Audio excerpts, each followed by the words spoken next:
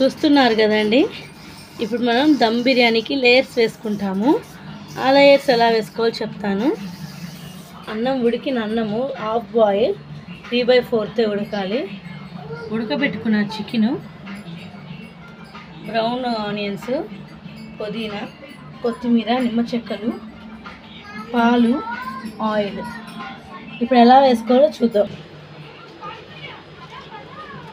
ఇప్పుడు మనం first oil వేసుకుంటున్నాం దబర్లో.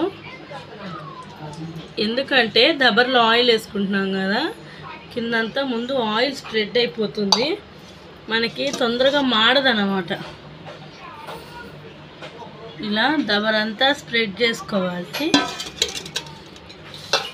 ఇప్పుడు బాయిల్డ్ అయిన రైస్ ఉంది కదా, హాఫ్ బాయిల్డ్, దాన్ని ఇలా స్ప్రింకిల్లా చల్లుకోవాలి.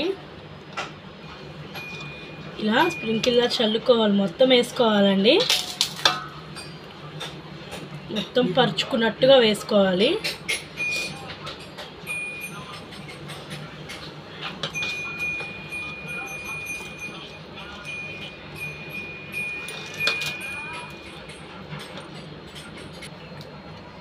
ఇప్పుడు ఇలా చికెన్ వేసుకుంటున్నాం కదా, ఇలా వేసుకోవాలి చికెన్ కర్రీని. చికెన్ కర్రీ ఇట్లా వాటర్ కంటెన్సీలో ఉండాలి, కొంచెం కర్రీగానే ఉండాలి.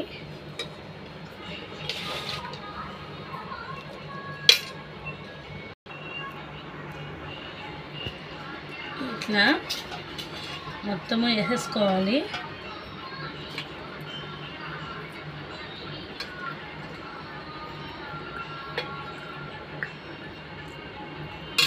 ఇప్పుడు దాని మీదే బ్రౌన్ ఆనియన్స్ వేసుకోవాలి.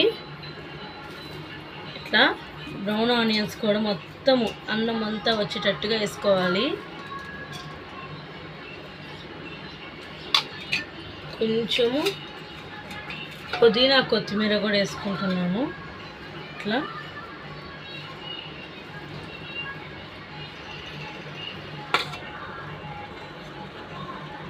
కొత్తిమీర వేసుకుంటున్నాము.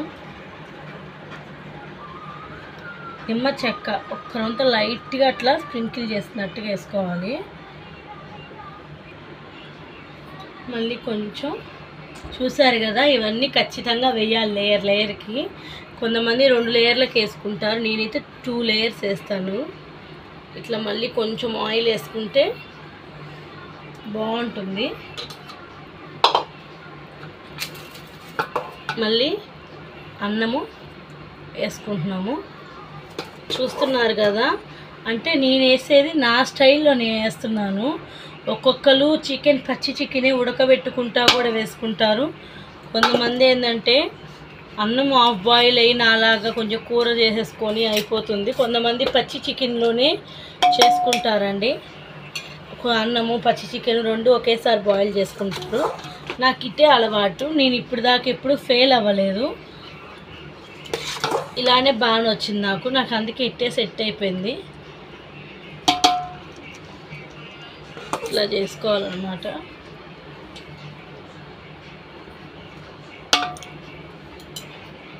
అన్నం అంతా పరిచేసుకున్నాం కదా, ఇప్పుడు మళ్ళీ కూర వేసుకోవాలి.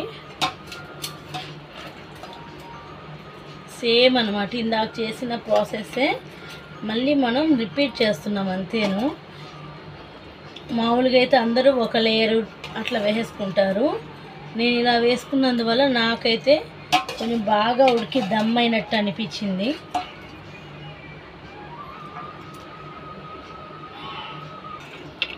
మళ్ళీ కొంచెం బ్రౌన్ ఆనియన్స్, ఇందాక ప్రాసెస్సే.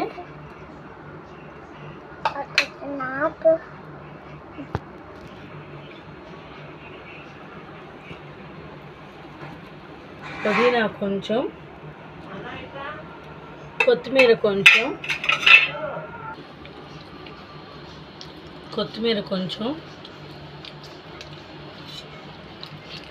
నిమ్మ చెక్క ఒక్కరంత లైట్గానే పిండుకోండి, మళ్ళీ లేదా అన్నం పులుపు వచ్చేస్తుంది. కొంచెం ఆయిల్ వేసుకుందాం మళ్ళీ, అంటే లేయర్కి నేను కొంచెం ఆయిల్ వేస్తున్నాను ఉన్నది, మీరు గమనిస్తున్నారో లేదో. ఇప్పుడు దీంట్లో మిగతా అన్నం అంతా ఎత్తేసేద్దాం. మొత్తం ఇది కూడా ఒక లేయర్ పరుద్దాము.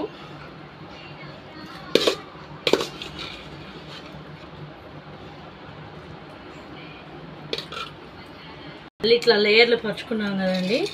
ఇలా లేయర్లు వేసుకున్నాక మళ్ళీ కొంచెం పుదీనా, కొంచెం కొత్తిమీర, కరవంత నిమ్మకాయ, కొంచెం వేస్తున్నాను.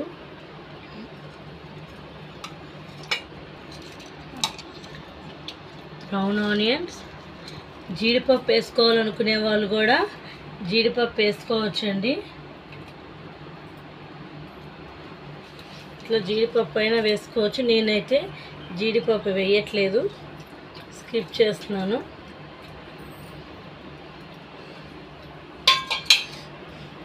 ఇలా వేసుకున్నాక కొంచెం ఆయిల్ వేసుకుందాం. సేమ్ ఇందాక ప్రాసెస్సే చెప్తున్నాను, రిపీట్ చేస్తున్నాను. ఇప్పుడు దీంట్లో కొంచెం మారుస్తున్నాను.